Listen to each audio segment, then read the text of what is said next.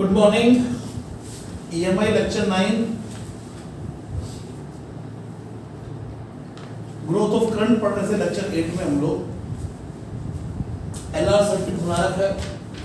Current की peak value E by R आती है। करंट की ग्रोथ की इक्वेशन ये है, यहाँ पर टॉ टाइम कांस्टेंट है, टाइम कांस्टेंट की वैल्यू L बाय R है।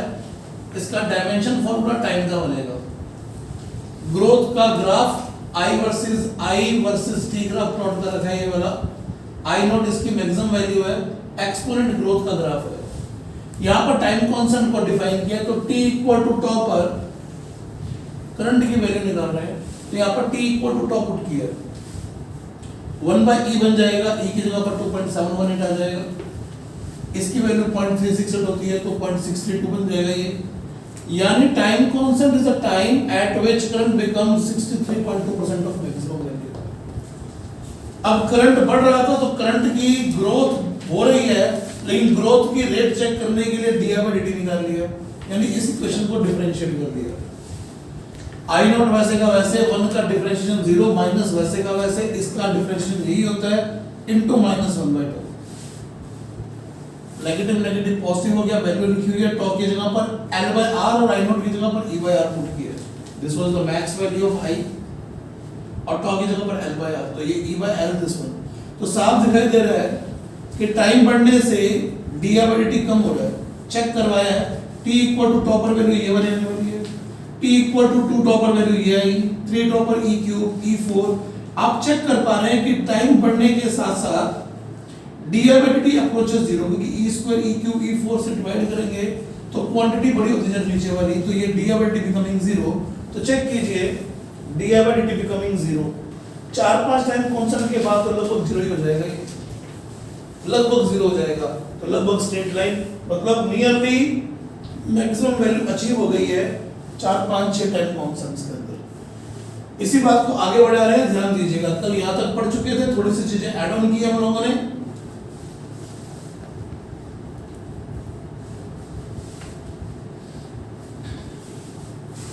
और चेक कीजिए जी, I का फंक्शन आपके सामने सारे फंक्शन की फॉर्म में चीजें लिख रहे हैं, 1 minus e raise power t by tau लिखते जाना भैया, आराम से चेक कीजिएगा। कोई पूछ ले voltage across resistor t time पे कितना आएगा, तो ऑफ कोर्स I टाइम का फंक्शन इनटू r, इसके across potential difference t time पर क्या बोला, potential difference across resistor exponent increase का ग्राफ है। जो I का बिहेवियर वही VR का बिहेवियर। VL का बिहेवियर क्या होगा, एक d बाय dt की टर्म निकाल ली है, वो आप लोगों को ध्यान है अभी लिखी थी, E by L e raise power minus t by tau, भूल मत जाना भैया। वोल्टेज अक्रॉस इंडक्टर निकालनी हो t टाइम पर, this is L d by dt। We are writing magnitude not sign. Potential difference across inductor, तो d by dt का function ये पड़ा, L से L कट जाएगा तो e raise power capital E raise power minus t by tau. Voltage across inductor is decreasing exponential, ये भी आ गया। पोटेंशियल डिफरेंस अक्रॉस इंडक्टर, सब कुछ t टाइम पे लिख रहे हैं आप लोग, ठीक है जी। नेक्स्ट देखिए, stored energy at time t, magnetic stored energy निकाल रहे हैं, stored magnetic energy. Magnetic energy store होती है इंडक्टर में, वो आएगी हाफ Li स्क्वायर से। समझ में आ गया और क्या लिखा हुआ है,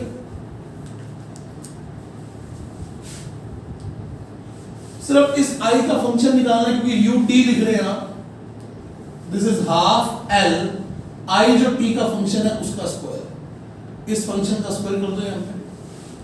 सुनते हैं ना, सारी वर्ड्स इंपॉर्टेंट है। ये stored energy at time t थी, t टाइम पे इतनी एनर्जी स्टोर्ड है। और देखिए, rate at which energy get stored,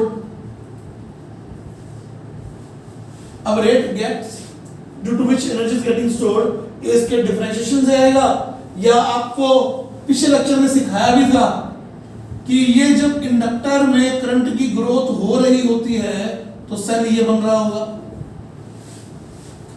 तो रेट अगर लिखना है तो du by dt लिखने के दो तरीके हैं मेरे पास। पहली चीज आई करंट आया और एल डी इसके अक्रॉस ईएमएफ है, तो ईआई रेट से एनर्जी बढ़ेगी। ये ईआई रेट से एनर्जी बढ़ रही है, चेक कर लो।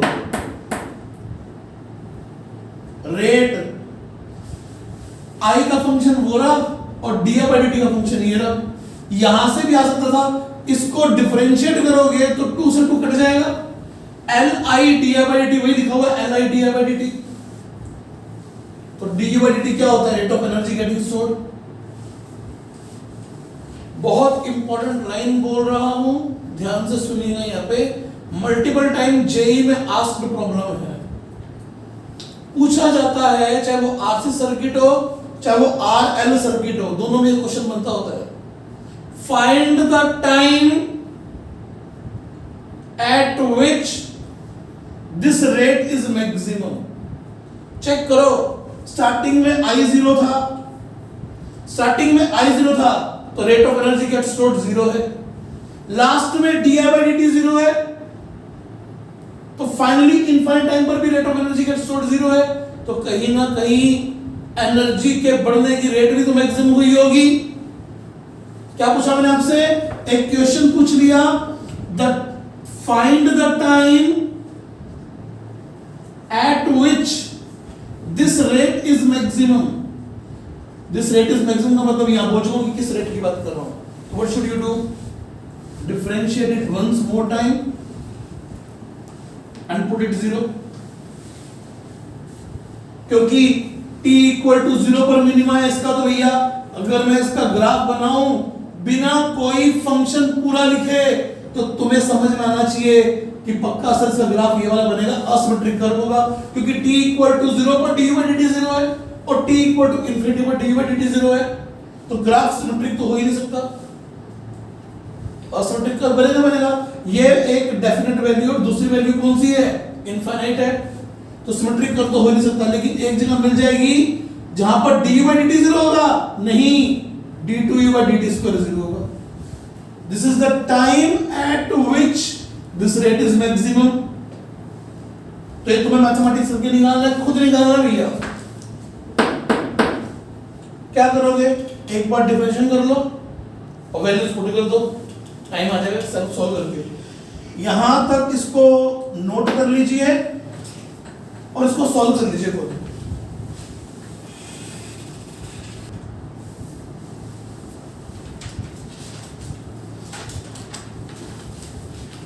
सारा नोट कर लिया होगा अब तक आप लोगों ने। आगे जा रहे हैं। ये ग्रोथ थी करंट की,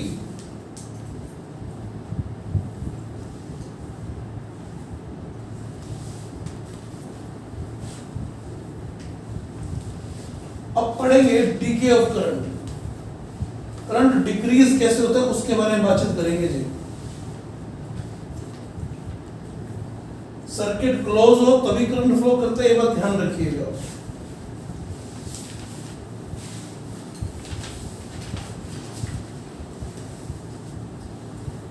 एलआर सर्किट ही चल रहा है और हम लोग पढ़ने वाले हैं DK of current in LR circuit.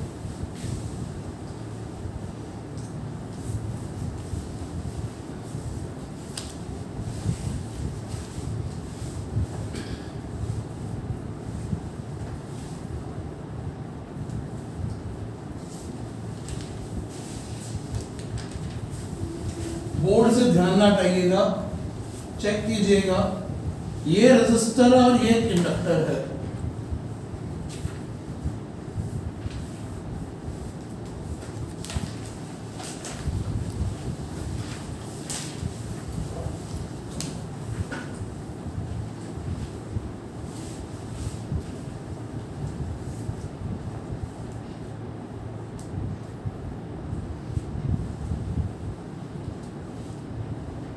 यहाँ की जरूरत नहीं है हमें।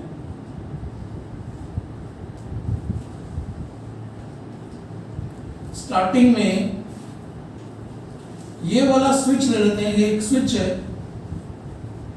ये स्विच यहां पर कनेक्टेड है, इसे A B C लिख देता हूं एक बार के लिए। और इस स्विच को जोड़े हुए इनफाइनाइट टाइम हो चुका था, और ये अब t इक्वल टू 0 दोबारा से गिन रहे हैं। ये E है, ये R है, ये L है, इसे t इक्वल टू 0 गिन रहे हैं। आराम से सुन लीजिए, ये एक स्विच की है जिसे आप यहां से यहां स्विच कर सकते हैं, इसको घुमा के यहां ला सकते हैं। उस केस में बैटरी डिस्कनेक्ट हो जाएगी। ध्यान से सुन लीजिए, फिर बोल रहा हूं, t इक्वल टू 0 पर आपके पास ये सर्किट दे रखा है और इस सर्किट में करंट की वैल्यू पीक चल रही थी और पीक करंट की वैल्यू है E बाय R। करंट की ग्रोथ हम लोग पढ़ चुके हैं, ये वो सर्किट हो गया। Now what you are doing at t equal to 0, t equal to 0 पर आप लोगों ने इस स्विच को इधर शिफ्ट कर दिया, तो इसका तो सर्किट से कोई अब लेना देना ही नहीं है। और इस इंस्टेंट को मैं अब t इक्वल टू 0 गिन रहा हूं। आपने t इक्वल टू 0 पर इसको स्विच किया, अभी R है, L है, ये t इक्वल टू 0 पर स्विच किया। करंट की वैल्यू कितनी थी? E by R। इसको इधर स्विच कर भी दोगे तो current through inductor does not changes, क्योंकि फ्लक्स चेंज हो सकता है इंस्टेंटली। तो ये I स्टार्टिंग में t इक्वल टू 0 पर तो E बाय R ही रहेगा। अब अभी इसी ब्रांच में जा रहा है, इस मैग्नेटिक एनर्जी का लॉस होगा हीट की फॉर्म में यहाँ पे, और धीरे धीरे इंडक्टर क्या हो जाएगा, जो मैग्नेटिक एनर्जी थी वो हीट की फॉर्म में खत्म हो जाएगी। जनरली इलेक्ट्रिकल सर्किट्स में इस डीके के लिए ग्राउंड वायर्स गिवन होती हैं, जिसे हम अर्थिंग वायर्स बोलते हैं, जो कनेक्शंस में दे रखी होती हैं, जो कैपेसिटेंस को और इंडक्टेंस में स्टोर एनर्जी को धीरे धीरे डिस्चार्ज कर देती हैं या करंट एस्टैब्लिश को जीरो कर देती हैं। तो मान लीजिए अब इस सर्किट को टी टाइम बीत चुका है, ये अब टी टाइम की सिचुएशन है और करंट की वैल्यू I है, तो केवीएल लगाना है। भूल मत जाइएगा, केवीएल लगाने का तरीका बताया था। दो ही एलिमेंट आ रहे हैं, माइनस IR, करंट यूं ही जा रहा है तो करंट की डायरेक्शन में माइनस L समथिंग बराबर 0, L time di by dt। लेकिन अब di बाय dt कैसा है? नेगेटिव है, because current is decreasing with time. पढ़ क्या रहे हैं? डीके ऑफ करंट, तो current is decreasing with time. Equation आपके सामने, थोड़ा सा सॉल्व करना पड़ेगा, तो सॉल्व कर रहे हैं। L time di by dt की टर्म पॉजिटिव है, बराबर IR। ये उधर चला गया है, सही दिखाई गया? चेक करना, इसमें di बाय dt का साइन मत डालिए। क्यों नहीं डाला, ध्यान से सुन लीजिएगा जी, क्योंकि इस इक्वेशन में हम लोग सिर्फ करंट की इक्वेशन लिख रहे हैं, di बाय dt अपना साइन खुद देगा। तो यहां से L di बाय dt की वैल्यू आई माइनस IR, या di बाय dt की value I minus IR by L। di by dt negative आ रहेगा, मतलब current is decreasing with time, current is decreasing with time. Last time पे भी जब हम ग्रोथ की बात कर रहे थे तो इक्वेशन लिखी थी, करंट की डायरेक्शन में minus L di by dt लिखा था, लेकिन di बाय dt का साइन अपने आप निकल के आया था और उसी इक्वेशन को हमने सॉल्व भी किया था। इसी इक्वेशन को फर्दर सॉल्व कर रहे हैं। di बाय I की वैल्यू कितनी आ जाएगी? di बाय I की वैल्यू आ जाएगी minus R by L dt। Values put कर लेते हैं। डीके के टाइम पे t इक्वल टू 0 पर करंट पीक करंट था I not which is E by R, और t टाइम पर करंट का फंक्शन ढूंढ रहे हैं। तो यहां का इंटीग्रेशन तो हो गया ln I,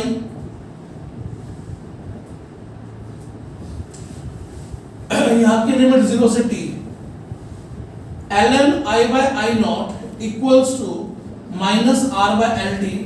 तो I बाय I नॉट की वैल्यू आ गई e raise power minus R by L t। तो I का फंक्शन ये है बच्चों, वही टाइम कांस्टेंट वाली इक्वेशन। साफ दिखाई दे रहा है, current is decreasing exponentially, current is decreasing exponentially, current is decreasing exponentially. तो ग्राफ कैसा बन जाएगा? I का t कैसा, चेक कर लीजिए। I नोट से ग्राफ शुरू होना है और एक्सपोनेंट डीके का ग्राफ है। सबको बात समझ में आ गई होगी ये वाली? कि एक्सपोनेंट डीके का ग्राफ है ये वाला, t इक्वल टू इन्फिनिटी पे करंट की वैल्यू 0 होगी। सबको क्लियर हो गया होगा बच्चों जो बताया गया? ध्यान से इस इक्वेशन को नोट कर लीजिए जी।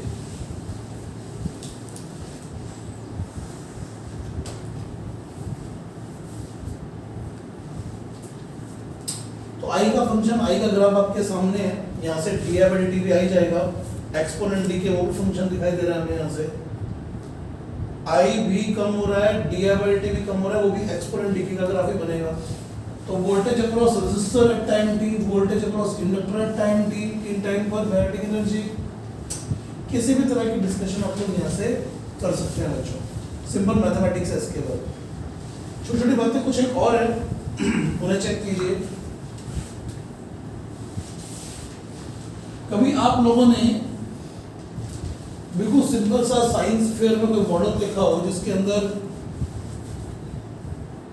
एक मोटर का डेमोन्स्ट्रेशन बच्चे दिखाते हैं कि एक मोटर को हाथ से घुमाया और एक बल्ब चलता है, उसका तो मोटर घुमाना छोड़ता है तो बल्ब धीरे धीरे डिम होता है, धीरे धीरे डिम होता है और फिर वो बुझ जाता है।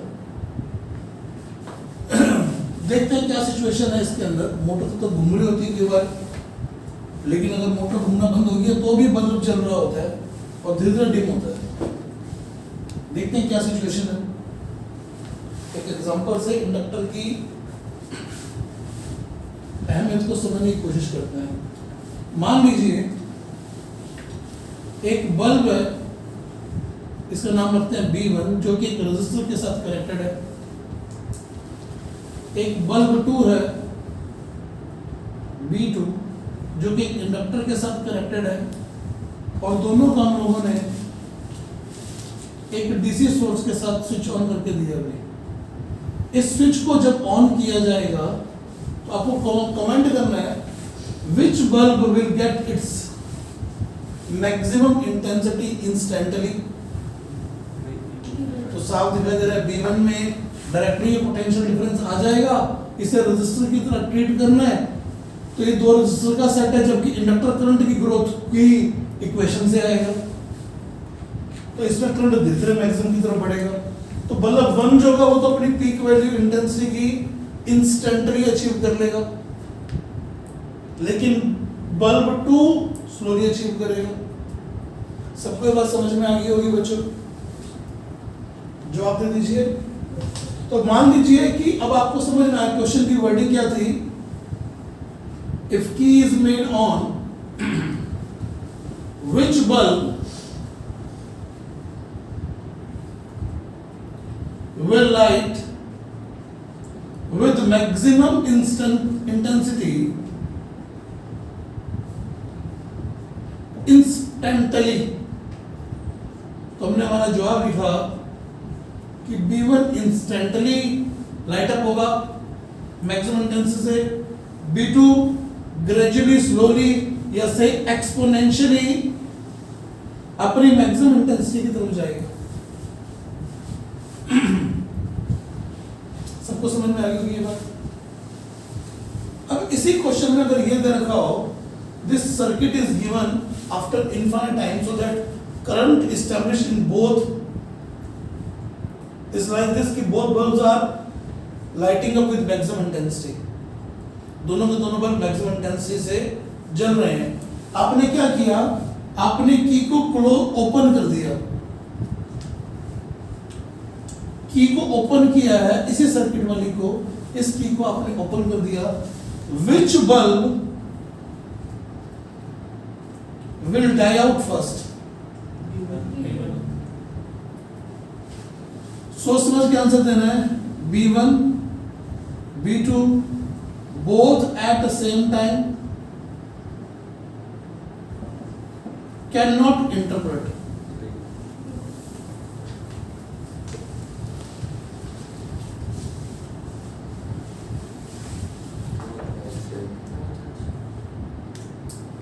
क्या सोचते हैं? both at same time and slowly cannot interpret में इसको चेंज करके both at the same time and instantly।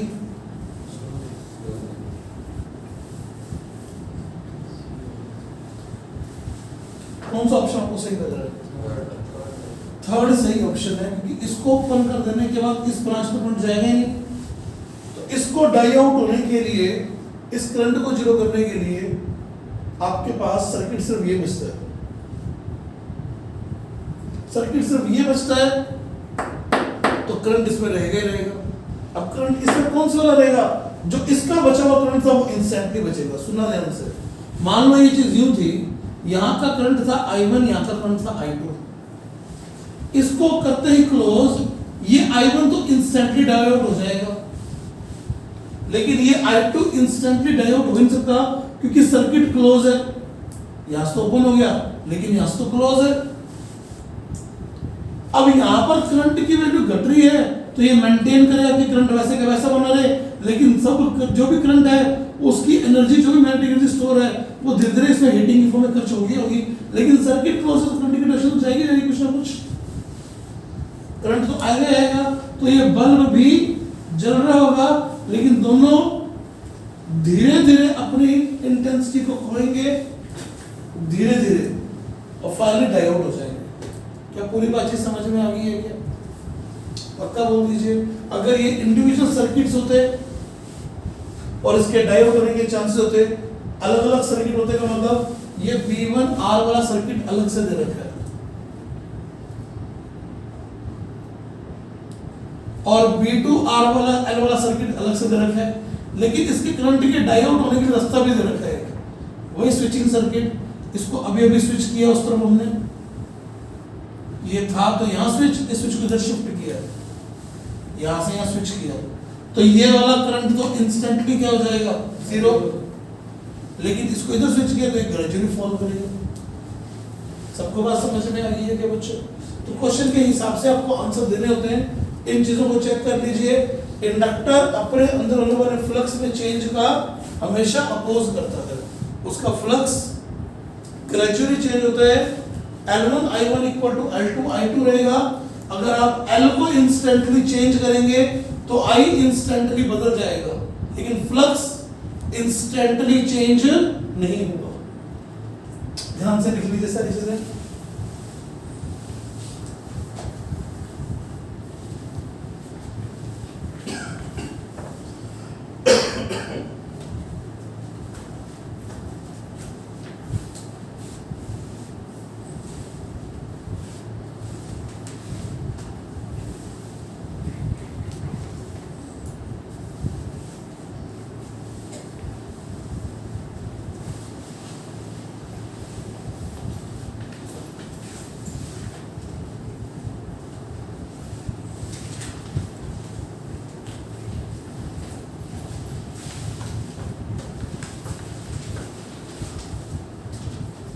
बारी आती है इक्विवेलेंट सेल्फ इंडक्टेंस।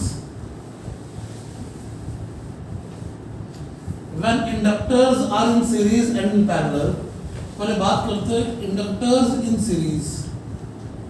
मान लीजिए ये दो इंडक्टर्स हैं जो कि सीरीज में हैं, L1 L2 वाले, इनके बीच में कोई म्यूचुअल इंडक्शन नहीं है, म्यूचुअल इंटरेक्शन नहीं है। ये क्या चीज होती है? ये इस आर्टिकल के बाद वाले नेक्स्ट आर्टिकल में समझ में आएगा। फिलहाल कोई म्यूचुअल इंटरेक्शन नहीं है। इसमें I करंट आ रहा है, आपको इसका इक्विवेलेंट इंडक्टेंस फाइंड आउट करना है। ये टर्मिनल्स A एंड B ले लेते हैं।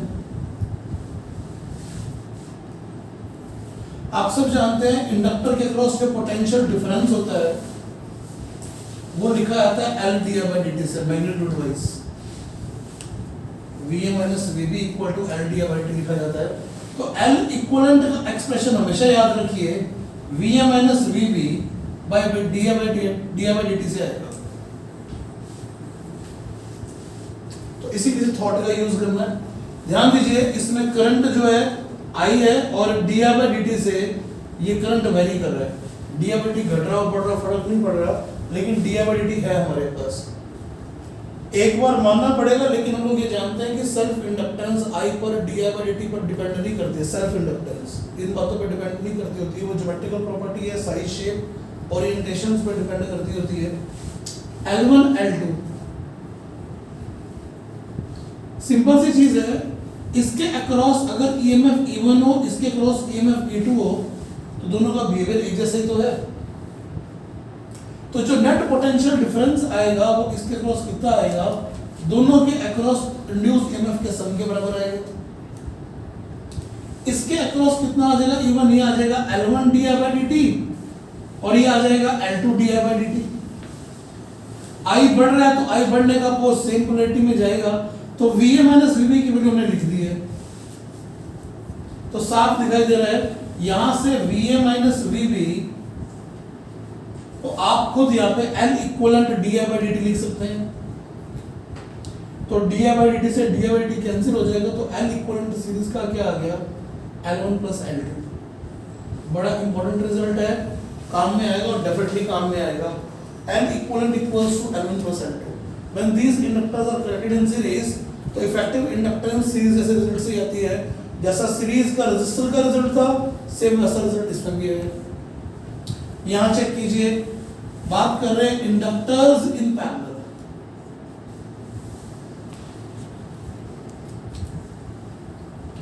ये पहला इंडक्टर और ये दूसरा इंडक्टर पैरेलल में है, इनकी इंडक्टेंसेस L1 L2 है।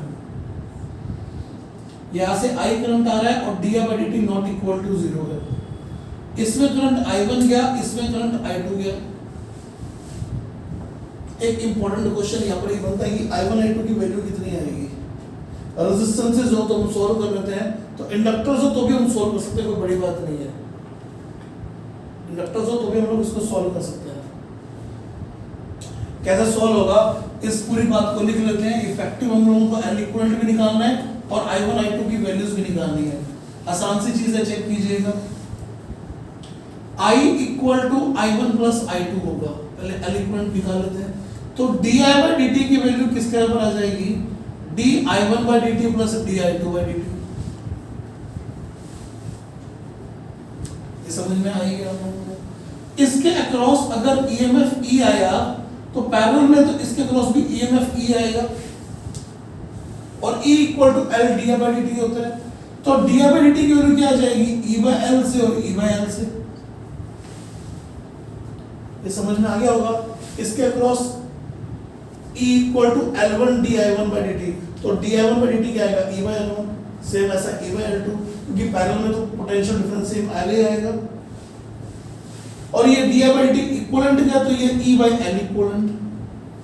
इतने ही EMF का एक इफेक्टिव इंडक्टर लगा रखा हो तो सेम I और di/dt के लिए, तो 1/L equivalent equal to 1/L1 plus 1/L2। बड़ा आसान सा एक्सप्रेशन है, यानी L इक्विवेलेंट का एक्सप्रेशन वही आएगा जो रेजिस्टेंसेस के लिए पैरेलल में आता हो।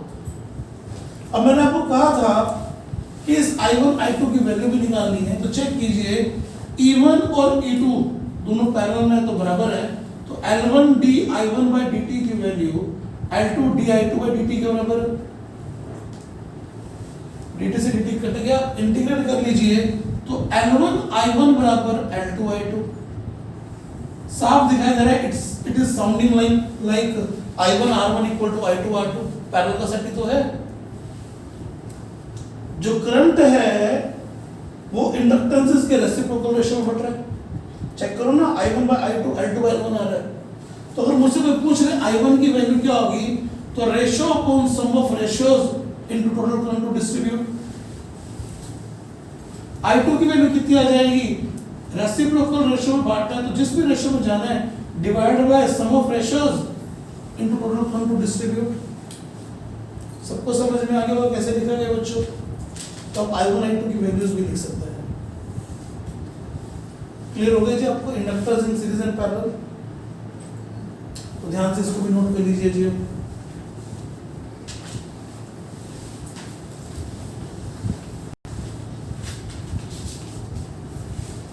ये सब हुआ सेल्फ इंडक्शन के बारे में, सेल्फ इंडक्टेंस के बारे में। नेक्स्ट हमारी हेडिंग है म्यूचुअल इंडक्टेंस।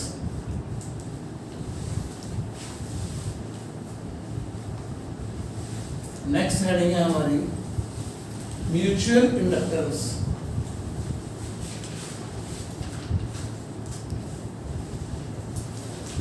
फिनोमेनन का नाम है म्यूचुअल इंडक्शन। इसी में हम लोग म्यूचुअल इंडक्टेंस के बारे में पढ़ेंगे। म्यूचुअल इंडक्शन क्या चीज होती है, ध्यान से देखिएगा।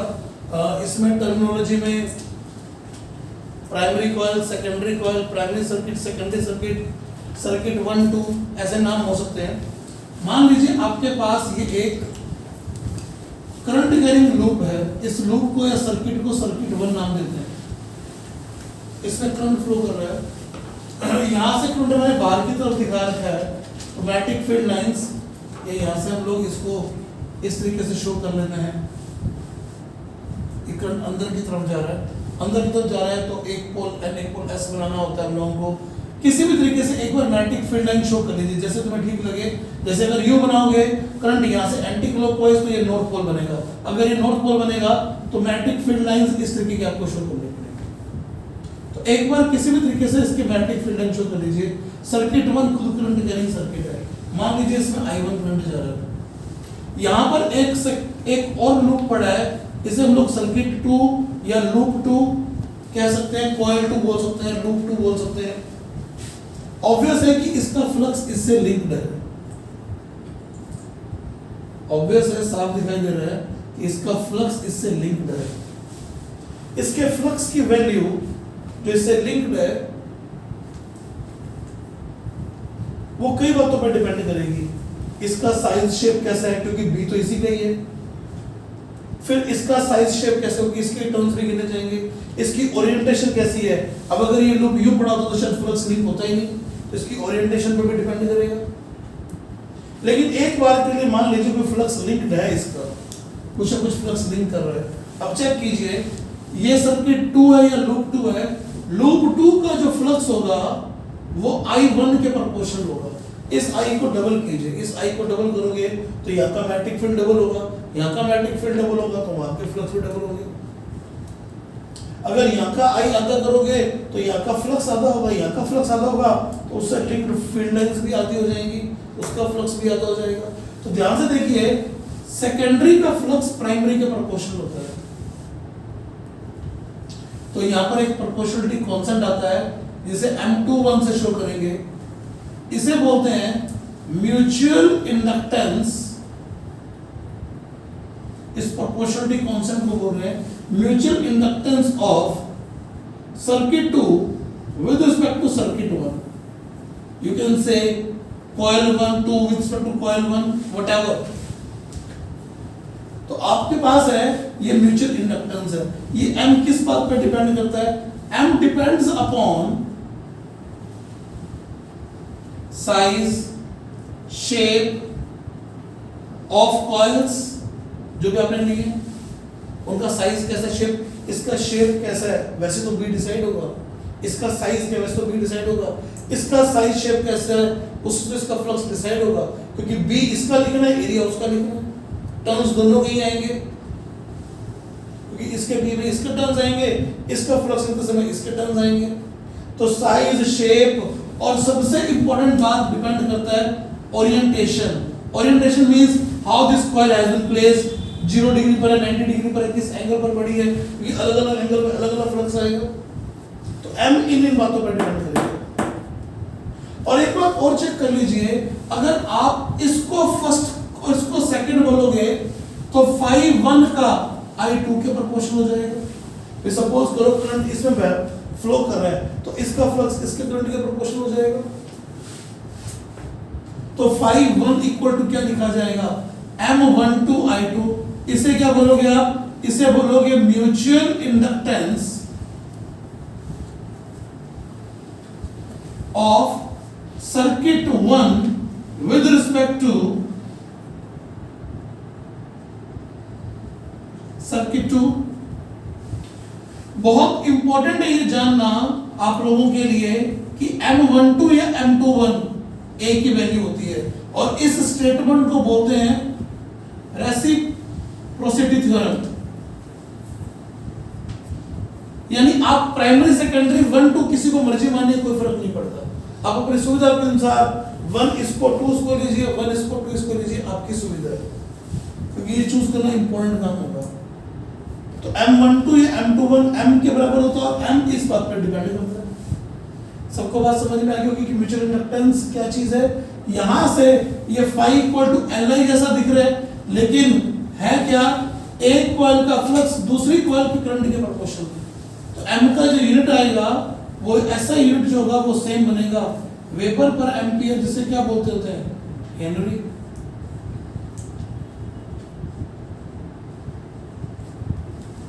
सबको बात समझ में आ गई होगी बच्चों, क्लियर है? यहां तक नोट कर लीजिए।